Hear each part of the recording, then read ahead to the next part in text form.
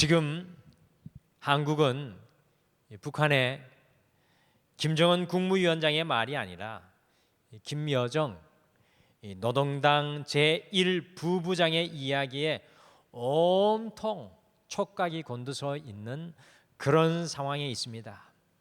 왜냐하면 저는 지난 13일에 남북 연락사무소 철거를 공언한 지 단 사흘 만에 남북 연락사무소를 흔적도 없이 폭파시켰기 때문에 그렇습니다. 저는 개인적으로 이 북한의 수장인 김정은이 아니라 노동당 제1부장도 아니고 김여정 제1부부장의 이야기로 한국이 흔들릴 수밖에 없다는 사실이 한국의 국민으로 자존심이 개인적으로 많이 상하였습니다. 어쨌든 지금 한국과 전 세계는요, 김정은의 이야기가 아니라 김여정의 이야기에 온 귀를 기울이고 있는 그런 실정입니다. 경제도 엄청난 타격과 영향을 입고 있습니다.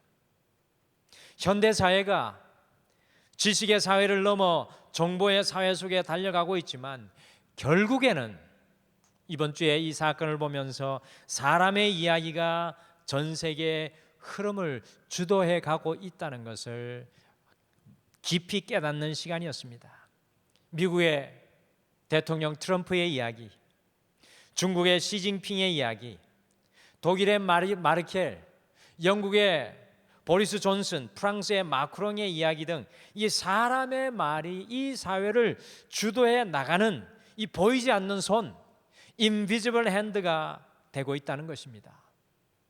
그러므로 우리가 지금 누구의 이야기를 듣고 살아가는가, 지금 우리가 누구의 이야기를 듣고 살아가는가는 참으로 우리에게 중요한 영적인 문제가 되겠습니다. 이 수요 예배를 드리면서 성도님들에게 묻습니다. 과연 우리 성도님들께서는 과연 누구의 이야기를 듣고 살아가고 계십니까? 그러므로 저는 이 수요일에 하나님께서 기름 부어서 세우신 이스라엘의 왕들의 이야기, 그들이 선한 왕이든 악한 왕이든 간에 그들의 삶 속에 숨어 있는 이야기를 오늘날의 말로 우리가 재해석해서 다시 듣는 이스라엘 왕들이 말한다라는 이 말씀이 지금 이 시대를 살아가는 우리에게 참으로 영적인 등대와 같은 이야기라는 것을 다시 한번 깨닫게 됩니다. 오늘 이 예배를 통해서 세상의 그 어떤 소리가 아니라 성경 속에서 들려오는 하나님의 소리를 함께 귀로 들으실 뿐만 아니라 가슴 속에 깊이 담고 더 나아가 우리의 가슴 속에 새기는 그러한 은혜의 시간 되시기를 간절히 축복합니다. 우리가 지금까지 계속해서 이스라엘 왕들의 이야기를 열왕기 상하, 역대 상하를 통해서 살펴보고 계신데 지난주부터 갑자기 이 왕들의 이야기 속에 선지자 엘리야와 엘리사가 등장하면서 우리가 당황하게 됩니다.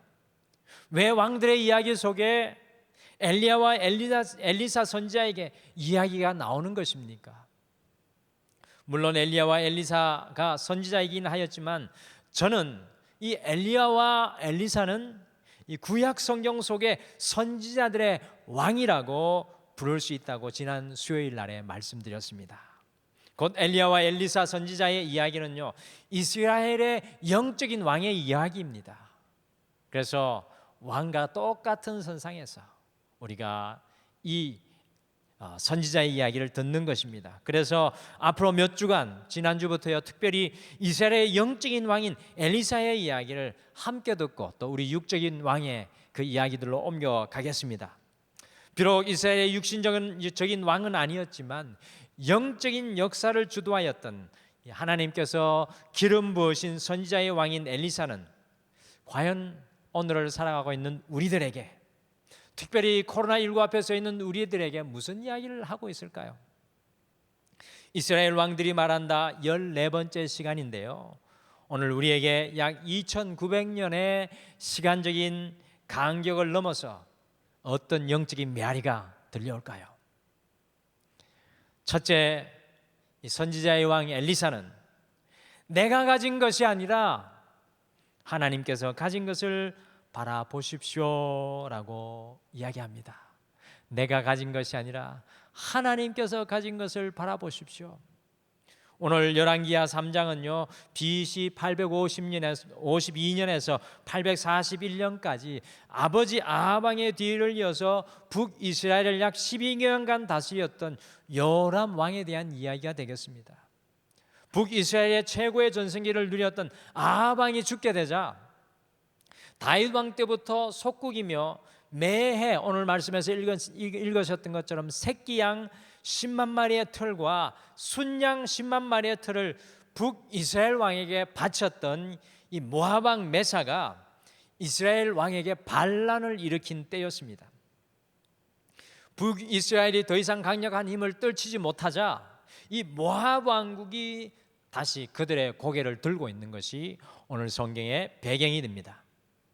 모압은 과연 어디에 위치한 왕국이었을까요? 우리가 이스라엘 땅은 잘 아는데 이 모압 왕국, 에돔 왕국, 암몬 왕국, 아람 왕국 나오면 좀 헷갈리기 시작합니다. 우리 지도를 같이 보실까요? 화면에 보시면 지도를 보시게 되면은 이 보라색이 오늘 이 북이스라엘, 이스라엘을 향해서 반영을 한 나라가 되겠는데요. 모압은 요단강을 사이에 두고 북이스라엘과 남유다의 반대쪽인 동편 사해 옆에 있는 왕국이 되겠습니다. 사해 옆에 있는 왕국입니다.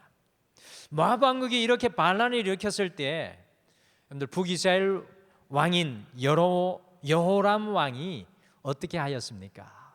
여러분들 이것이 굉장히 중요한 영적인 진리를 담고 있습니다. 같이 열왕기하 3장 6절 여호람 왕의 반응을 한번 보시겠습니다. 열왕기하 3장 6절 말씀 같이 읽겠습니다. 시작.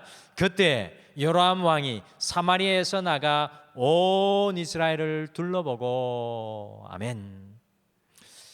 여기에 온 이스라엘을 둘러보고라는 말에 집중하십시오. 저는 이 한글 성경이 굉장히 부족하다고 생각합니다.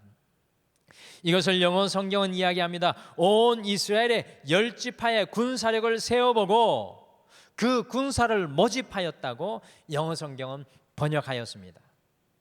여호람 왕은 자기의 삶에 어떤 한 부분이 무너지니까 제일 먼저 한 일이 무엇인가 하면 바로 내가 가진 것이 얼마인가, 내가 가진 것이 얼마인가 살펴보는 것이었습니다.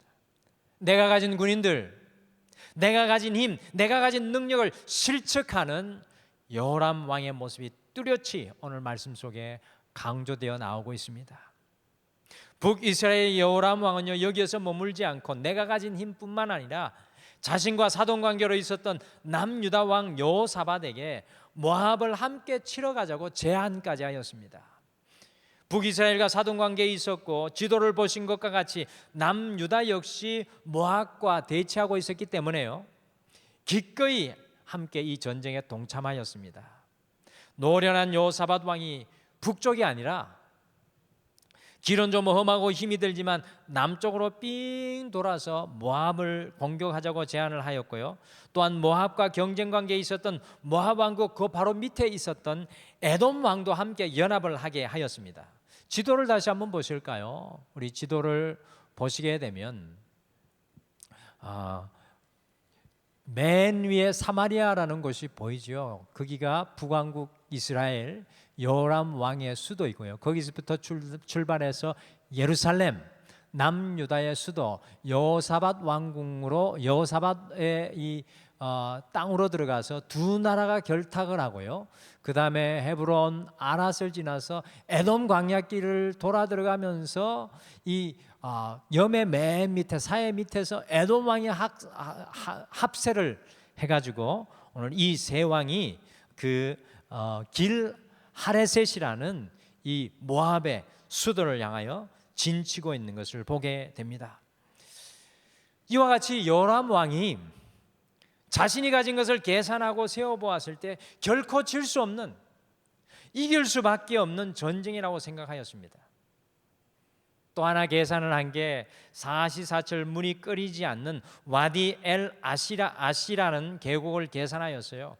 거기에서 최종적으로 군대와 동물을 위해서 물 공급을 받고 모압의 수도인 길하레셋까지 진격하려고 했는데 이 이스라엘, 유다, 에돔 연합군이요 7일이 지나도록 공교롭게도 물 공급을 받지 못하여서 전쟁은커녕 오늘 말씀을 보시면 가축과 모든 군인들이 다 죽게 되어서 이 엘리사 선지자를 찾아오는 그런 모습을 발견합니다.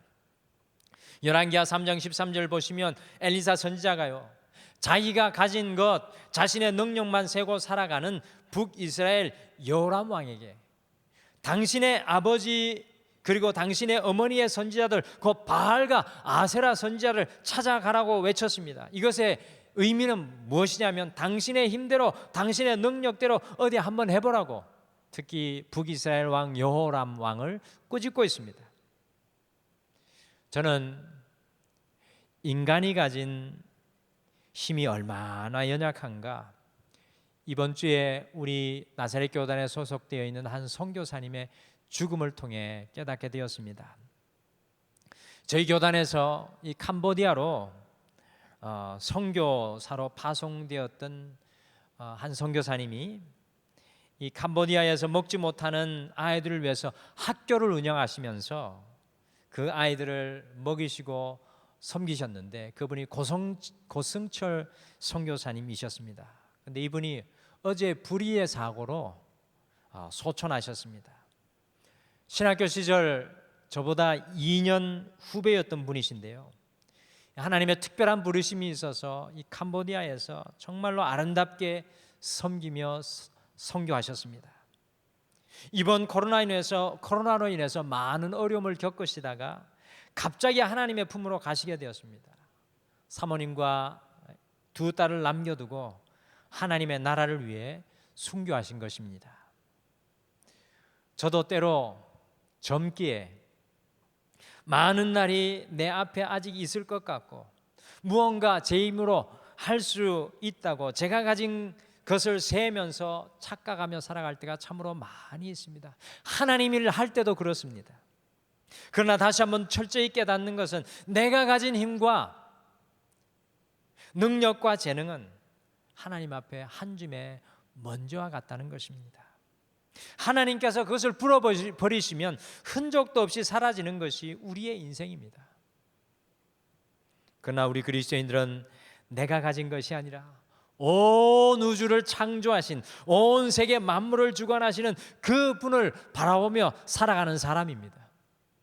그러기에 우리는 먼지에 불과하지만 하나님을 바라볼 때 반석 대신 하나님의 그 능력으로 살아가게 되는 것입니다.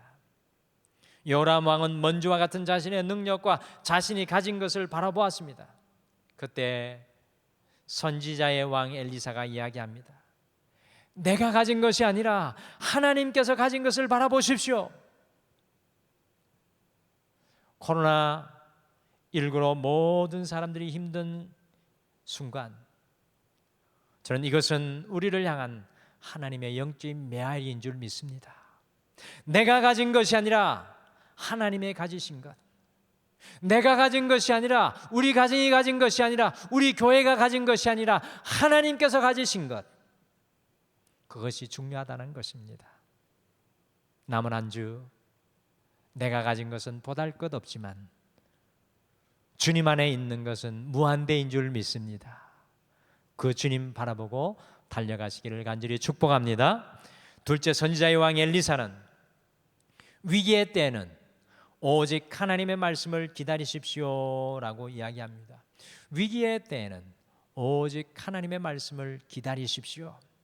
열왕기하 3장 10절 말씀을 보시면 여호람 왕은 자기가 가진 것을 셈하여 시작한 전쟁이 실패할 순간에 이르자 하나님께서 새 왕들을 불러 모아서 모압의 손에 넘기려 하신다면서 하나님께 원망하고 불평하였습니다. 하나님이 보낸 전쟁도 아닙니다. 하나님 앞에 기도에 무릎을 꿇은 것도 아닙니다. 자기가 가진 것을 세워보고 자기가 연합하고 자기가 주도한 전쟁인데 결국에는 하나님께 원망하는 북이스라엘 왕 여호람 왕의 모습을 봅니다. 인생의 막다른 길 위에 위기의 순간에 우리의 신앙 수준이 철저하게 드러나게 되어 있습니다.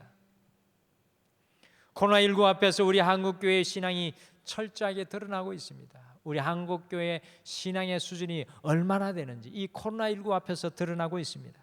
전 세계 선교사를 인구수에 비해 제일 많이 보내는 나라, 제일 큰 교회가 있는 나라, 기독교 인구가 4분의 1이 있는 나라, 기도하는 나라라는 그 모든 수식어가 사실은 이 코로나19 앞에서 여지없이 무너져 내리고 있습니다.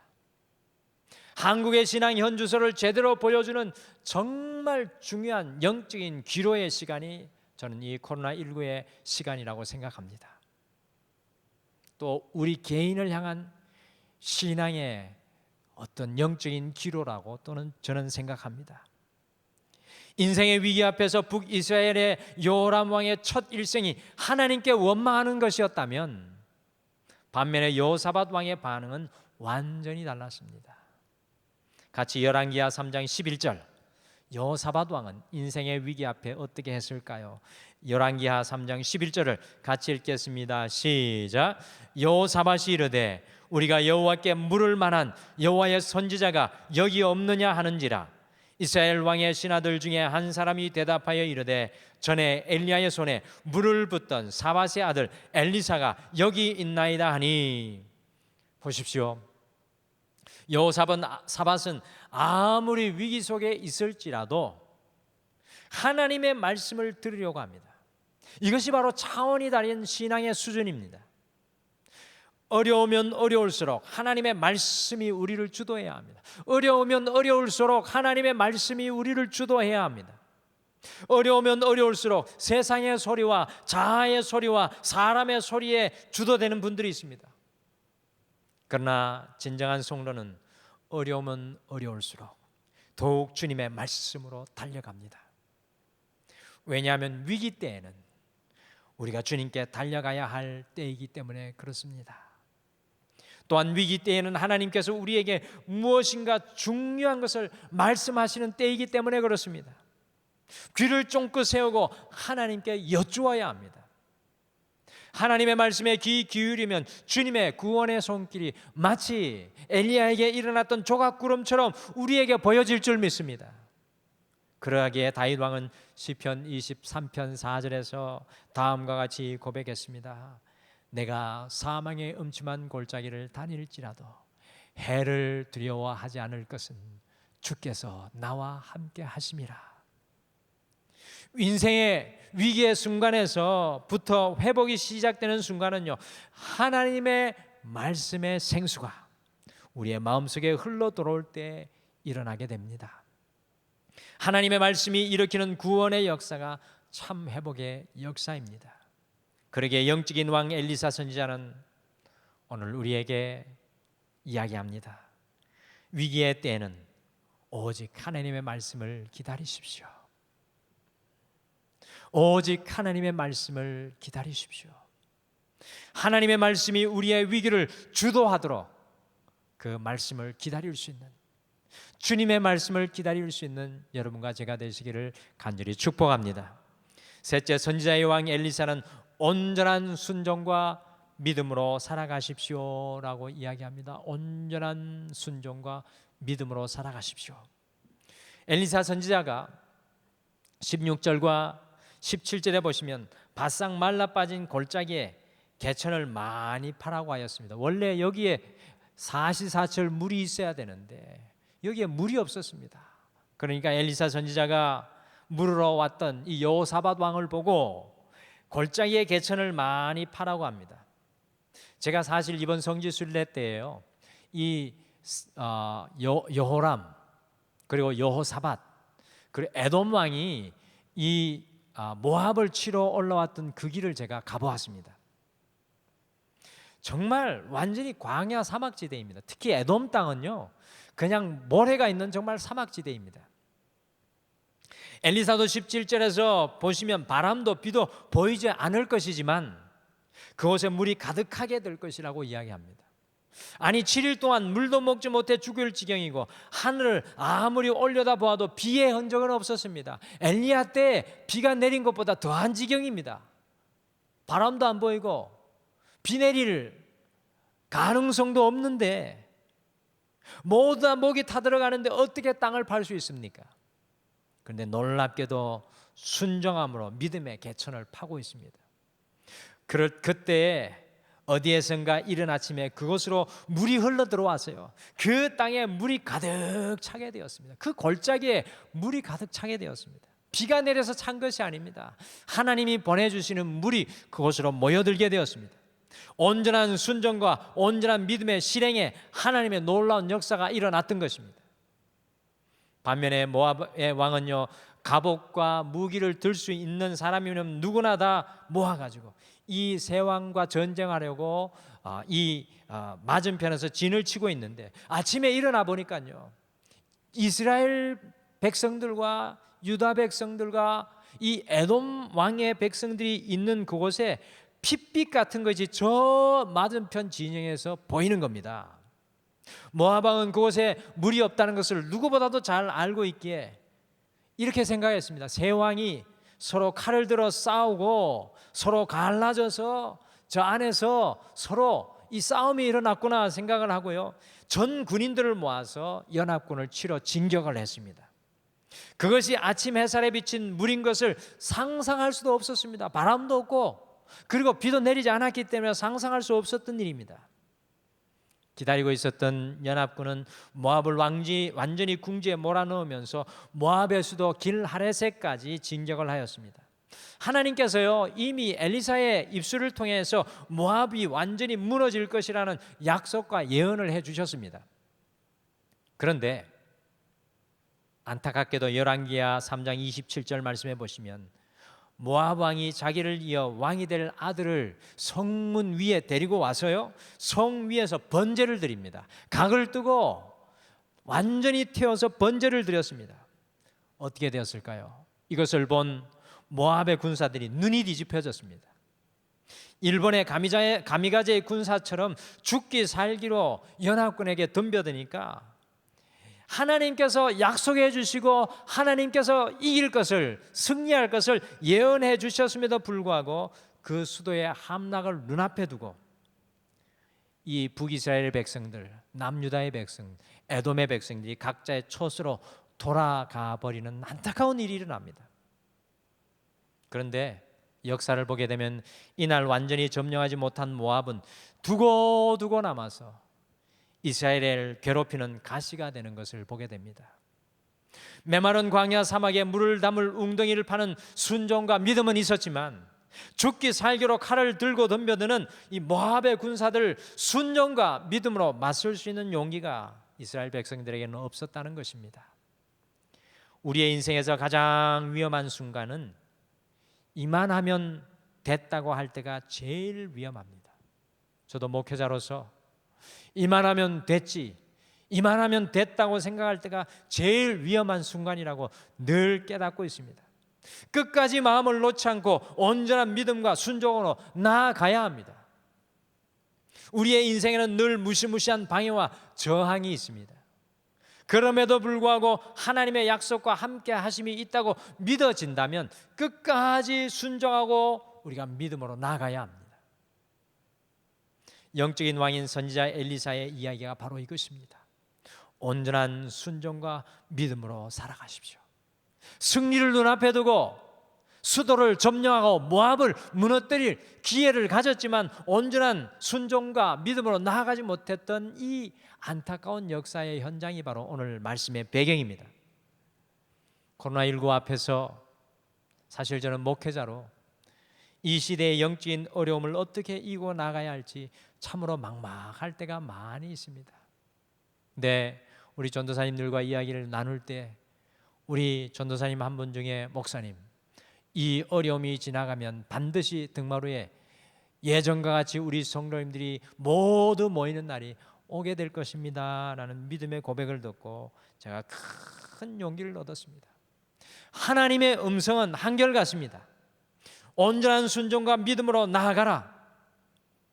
사랑하는 성도 여러분, 우리의 삶의 현장에서 끝까지 온전한 순종과 믿음으로 달려나아갈 수 있는 여러분들 되시기를 간절히 축복합니다. 영적인 왕 엘리사가, 선지자가 오늘을 살아가는 우리에게 다음과 같이 오늘 이 저녁에 영적인 메아리로 우리에게 이야기합니다. 내가 가진 것이 아니라 하나님께서 가진 것을 바라보십시오. 위기의 때는 오직 하나님의 말씀을 기다리십시오. 온전한 순종과 믿음으로 살아가십시오. 우리 같이